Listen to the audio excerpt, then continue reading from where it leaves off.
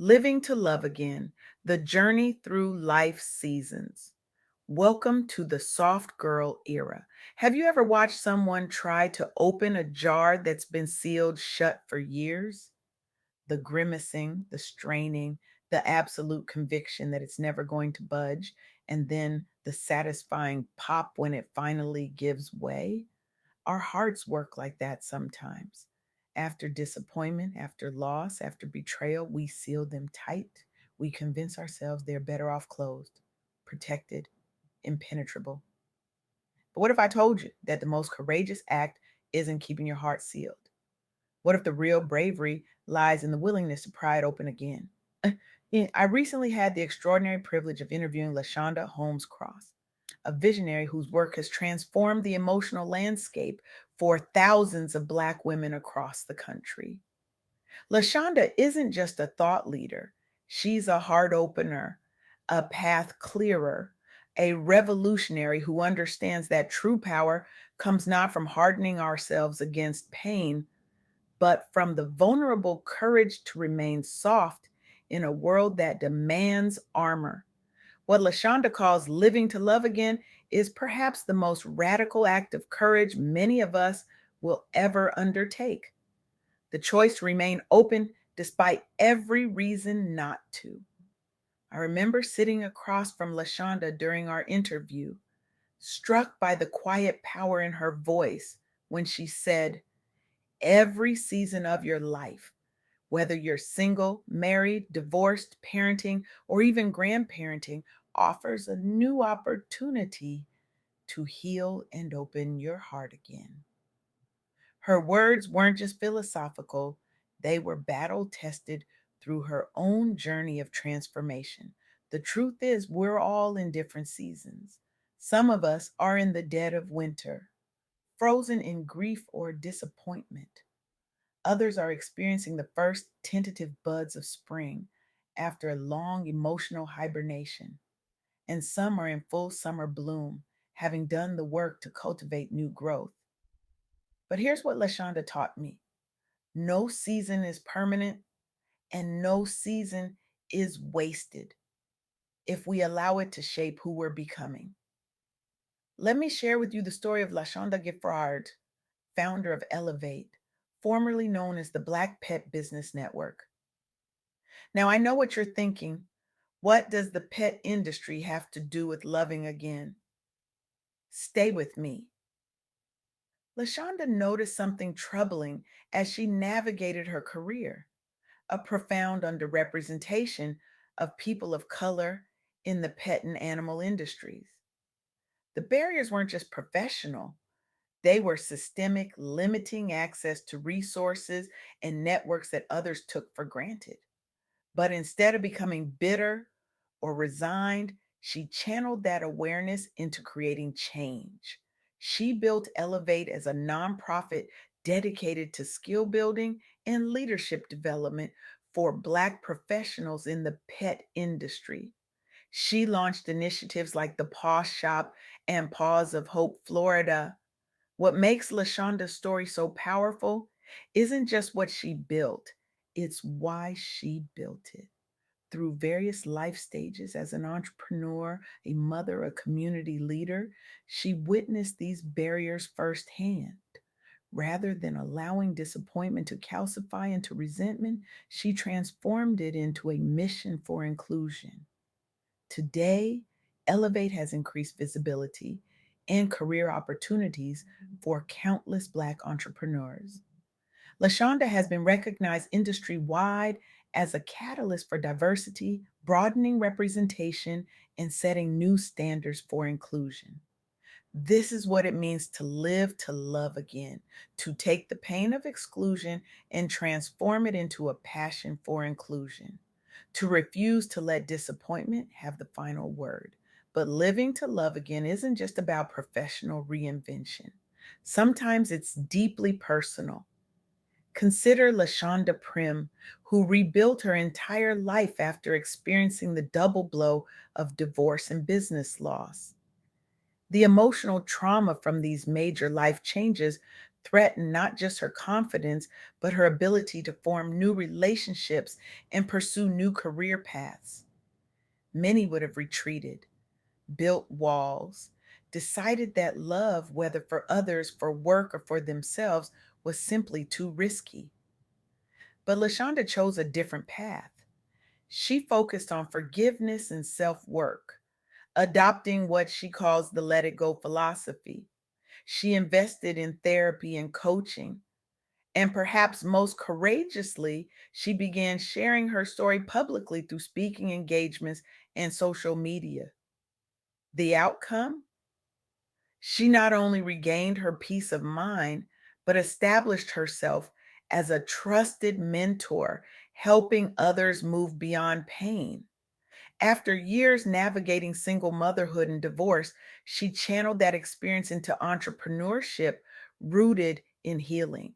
She authored best selling books on resilience and led workshops empowering thousands nationwide. Today, LaShonda Prim has sparked vital conversations about mental health and healing among Black women entrepreneurs in both online and offline communities. She didn't just survive her trauma, she transformed it into a platform for collective healing. This is what LaShonda Holmes-Cross means when she talks about empowerment through community and representation. During our interview, she emphasized that surrounding yourself with a supportive community of Black professionals and entrepreneurs isn't just nice, it's essential. She believes that uplifting each other not only accelerates personal healing, but advances collective progress in industries where our voices have been historically underrepresented. And sometimes living to love again means opening yourself to possibilities you never even considered. Take Micaiah Locklear, a Lumbee woman who faced significant financial barriers at UNC Chapel Hill. Despite her talent and potential, socioeconomic obstacles threatened her academic and professional dreams. But rather than giving up, she leveraged the Carolina Fund scholarship and built a network of peer mentorships.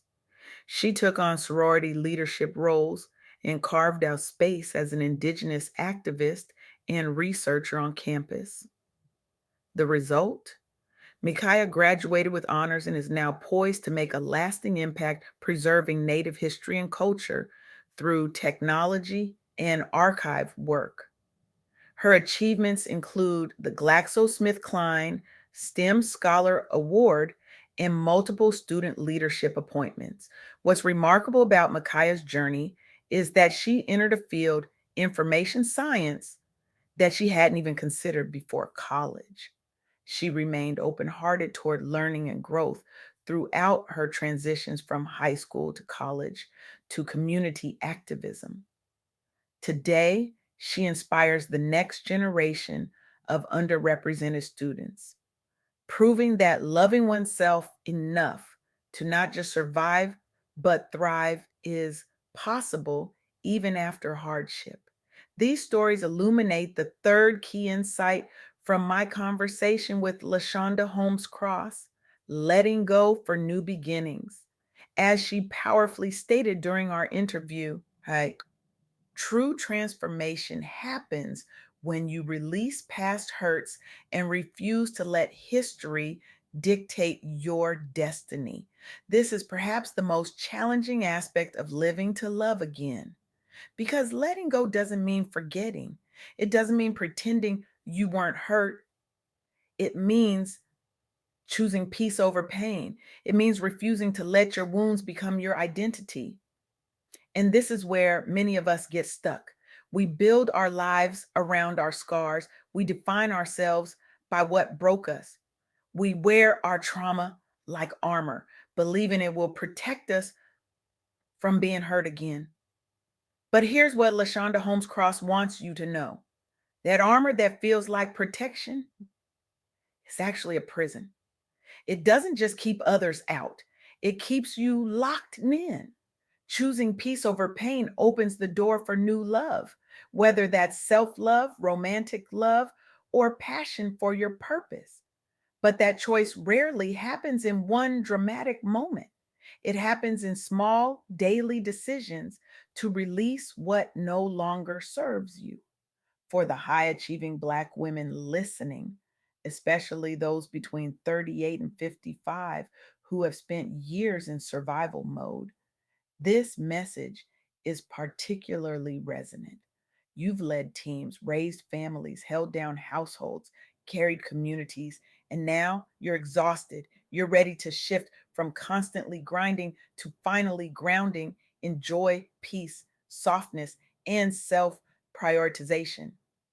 This isn't just about aesthetics or trends, it's about a spiritual, emotional, and mental recalibration. It's about dropping the superwoman cape and embracing the radical notion that softness is not weakness. It's a profound act of self love.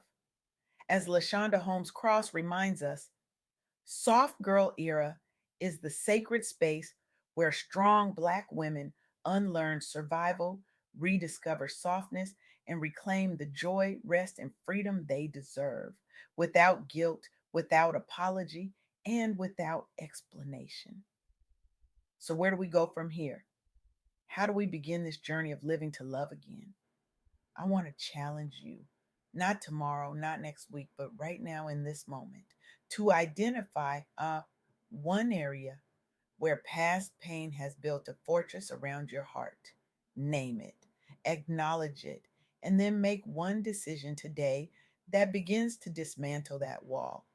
Perhaps it's sending that text to reconnect with someone you've missed. Maybe it's finally scheduling that therapy appointment you've been putting off.